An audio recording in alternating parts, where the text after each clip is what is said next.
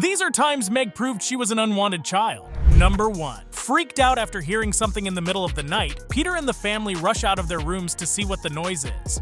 There are men breaking into our house. Dad! What is it? What's going on? I heard a noise. Is somebody downstairs?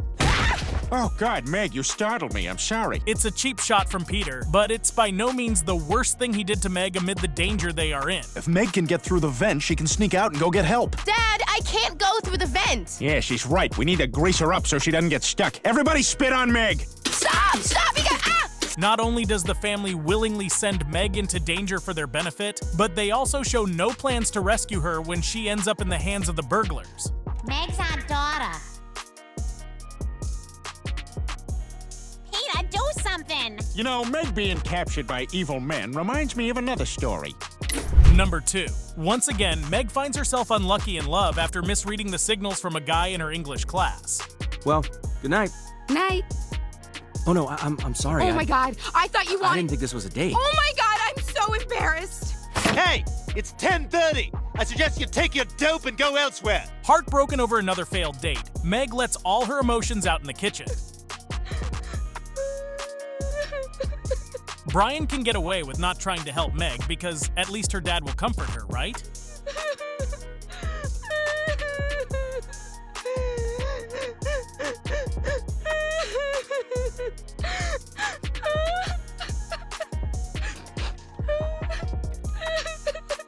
Thanks, Brian.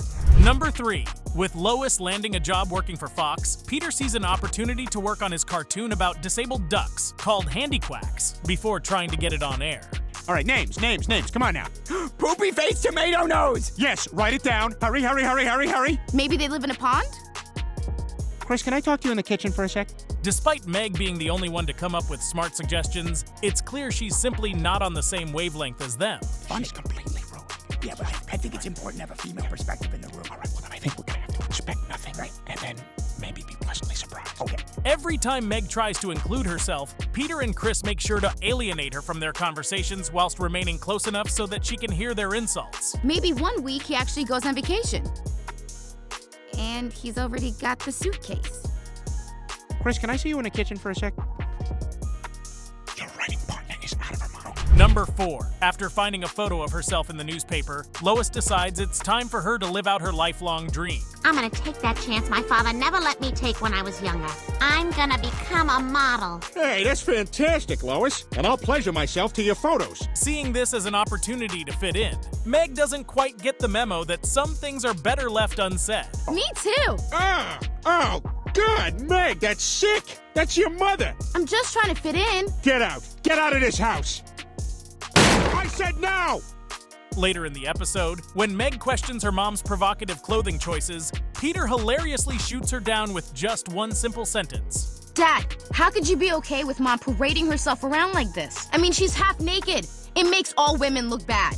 Meg, who let you back in the house? Number 5. Like a 6-year-old on a sugar rush, Peter can't sleep out of excitement for his birthday the next day. Peter, would you get in the damn bed? I'm gonna have the best birthday party ever. I gave out all my invitations yesterday. You would have thought that all of Peter's family scored an invite to his party, but as usual, one particular family member gets left out. Hey, Chris, I was wondering if you'd like to come to my party tomorrow.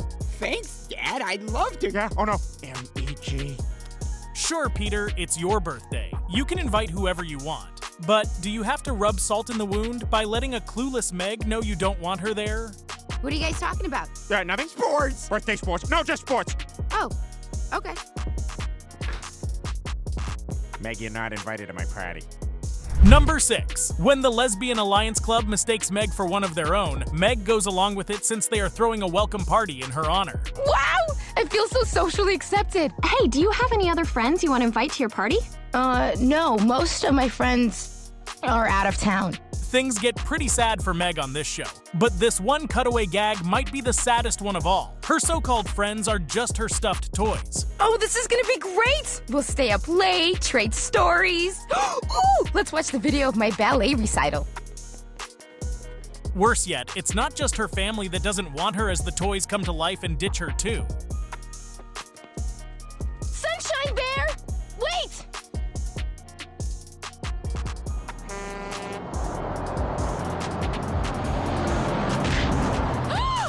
Number 7. Trying to catch her first break in her life, Meg goes to Paris for a semester. As might be expected, her break doesn't last long as her hotel room gets broken into. And now I think they're coming after me. All right, Meg, I need you to listen to me very carefully. Panic. Pay no attention to detail. When Meg's kidnapper picks up her phone, Peter channels his inner Liam Neeson and goes full taken on the man. I don't know who you are. I don't know what you want. But I have a very particular lack of skills.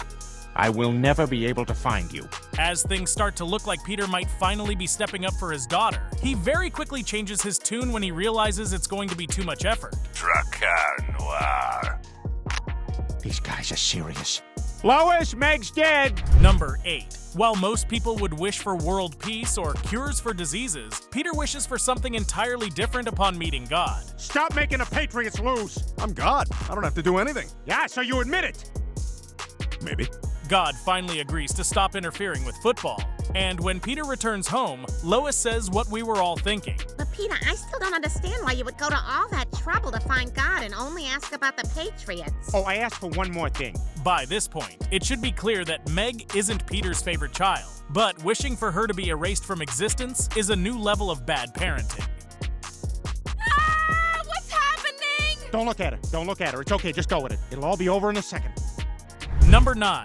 Welcome to the Quahog Fire Department, folks. Family days out are all spending quality time together and reminiscing, which is what the Griffins do for Stewie's trip to the station. Your first visit to a real fire station. Yeah, you kids always loved your first trip to the fire station. You remember when we took Meg? Something tells us that Chris and Stewie had a much better first visit than Meg ever did. She couldn't be more unwanted if she tried. Number 10. Fart humor is pretty childish, but it's even more childish when you're purposefully ripping one on your own daughter's face. Yeah, you're a smart fella, Dad. And you're a fart smeller, Meg.